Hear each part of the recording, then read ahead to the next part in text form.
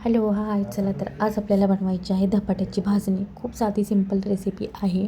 एका वाटीने सगळं माप घ्यायचं.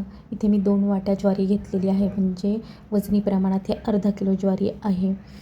वजन करून बघितलं तर अर्धा किलो ही भरते.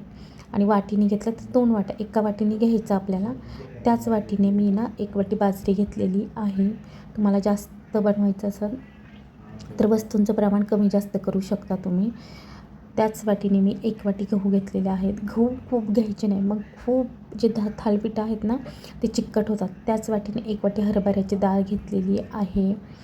सगळं मी प्रमाण जे आहे ते एकाच वाटीने घेतलेलं आहे. त्याच वाटीने तांदूळ घेतलेले आहेत. थोडीशा अर्धा वाटी उडदाची डाळ घेतलेली आहेत. खूप उडदाची डाळ घालायची नाही, मग खूप चिकट होईन आपलं थालीपीठाची भाजणी. बस खूप काही घालायचं नाही. हरभऱ्याची डाळ आपल्याला छान लो टू मिडियम गॅसवर भाजून घ्यायची आहे. गहू, ज्वारी, बाजरी बाकी आपल्याला काही भाजायचं नाही आहे. कोणी त्याच्यामध्ये मूग घालतात, मसुरीची डाळ, नाचणी असेल तर नक्की घाला. माझ्याकडं नाचणीचं पीठ आहे म्हणून मी ते घातलेली नाही आहे.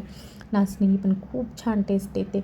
हरभरे वगैरे असं बरंचसं काही घालतात, पण खूप घालायचं नाही. थालीपीठामध्ये मोजकं साहित्य घालायचं, म्हणजे थालीपीठ खायला पण खूप छान लागतं. आणि खूप घातलं ना तर त्याने कोणी साबुदाणा घालतं, भरपूर घालतात, गरम मसाले वगैरे. असलं काही घालायचं नाही. जसं आपली जुन्या पद्धतीत थालीपीठ बनवत होते ना, अगदी आपल्याला तसं बनवायचं आहे. खूप सामान घातलं ना मग ते खायला पण खूप छान लागत नाही. त्याच्यामुळं मोजके जेवढे घालतात ना तेवढंच आपल्याला याच्यामध्ये घालायचं आहे. हरभऱ्याची डाळ आपल्याला छान तांबूस रंग येईपर्यंत भाजून घ्यायची आहे. डाळ छान भाजायची, वास येतो खरपूस असा, करपवायची नाही, पण वास छान येईपर्यंत लो टू मिडियम गॅसवर भाज.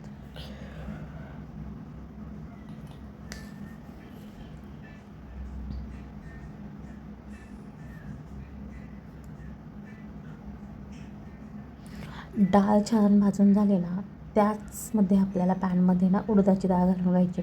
उडदाची डाळ ना एखाद्या रुमालाला वगैरे ना छान पुसून घ्यायची, कारण आहे ना खूप अशी पांढरी असती, पावडर असते तिला. डाळी आपल्याला ज्या आहेत ना त्या छान आपल्याला पुसून घ्यायच्या आहेत. धुवून वगैरे काही घ्यायच्या नाही आहेत, पुसून घ्यायच्या आहेत. पुसल्या ना तरी सगळी जी पावडर वगैरे असते ना ते सगळी निघून जाते. त्याच्यामुळं ना नेहमी डाळी आपल्याला थालीपीठाला भाजताना ना नेहमी भाजून घ्यायच्या, त्याच्यामुळं भाजायला पण आपल्याला सोपं जातं.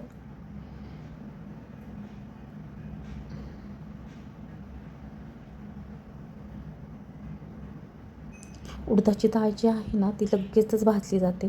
त्याच्यामुळं गॅस खूप मोठा करायचा नाही, खूप बारीक नाही ठेवायचा. तुम्ही तिथे जर थांबणार असता तर छान भाजून घ्यायची लो टू मिडियम गॅसवर. कोणी तेल घालतात, बरंचसं काही घालतात त्याच्यामध्ये, पण खूप काही घालायचं नाही आपल्याला.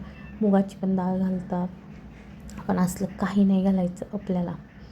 आता मी त्याच पॅनमध्ये ना जिरे, ओवा सगळं घेतलेलं आहे. 2 चमचे जिरं घेतलेलं आहेत, मोठे 2 चमचे मी धणे घेतलेले आहेत. एवढंच घालायचं, त्याने टेस्ट खूप छान येते धण्याने आणि जिऱ्याने. कोणी ओवा घालतं, एवढं सगळं घातलं, ओवा घालायलाच लागणार. पण ते आपण आहे ना जेव्हा थालीपीठ करतात त्यात अगदी थोडंसं घाला, पण ओवा घालायचाच नसतो. बरेच जण घालतात, तुम्हाला आवडत असेल तर नक्की घाला. मोठ्या गॅसवर आपल्याला भाजून घ्यायचे आहेत. त्याच पॅनमध्ये मी ना तांदूळ घातलेले आहेत.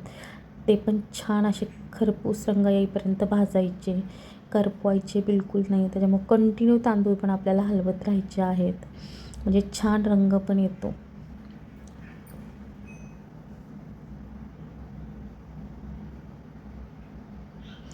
तांदूळ लगेच